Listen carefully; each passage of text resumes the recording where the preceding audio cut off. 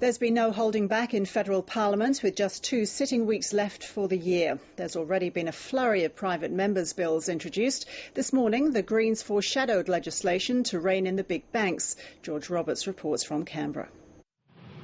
In from the clouds, the Prime Minister's flown back into the capital and a downpour of private members' bills. Speaker, I present the Wild Rivers Environmental Management Bill of 2010. In a sign of the times, everyone from the independents to the opposition and the Greens are introducing bills in the final fortnight of business.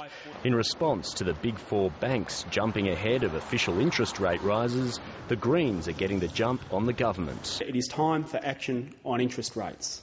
They're pressing ahead with a bill to rein in the banks, demanding the scrapping of the $2 fees for using ATMs, creating fee-free deposit accounts, capping mortgage exit fees and limiting profit margins the banks make on variable mortgages. This bill is an important start on reining in the banks and an opportunity for those who have spoken so loudly in recent weeks to put their money where their mouths are. The government's preparing its own package. Well, the banks are just arrogant in the extreme, completely out of touch. That's why we need a second wave of competition reforms. But for now, neither of the major parties have pledged support for the Greens' proposal. There's another political storm for the government to weather.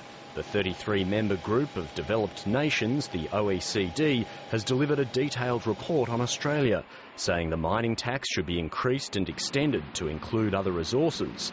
It also warns the government to slow down the rollout of the national broadband network to get a better idea of the costs and benefits.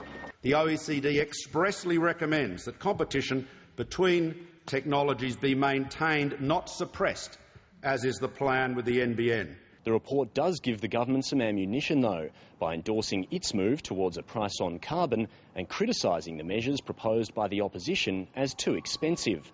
That's good timing for the government. It's also asked the Productivity Commission to investigate how other countries are dealing with carbon emissions. I think it's time to get a bit more rigour into really assessing what effective carbon price exists in countries with which we trade. The Productivity Commission will report back to the government by May.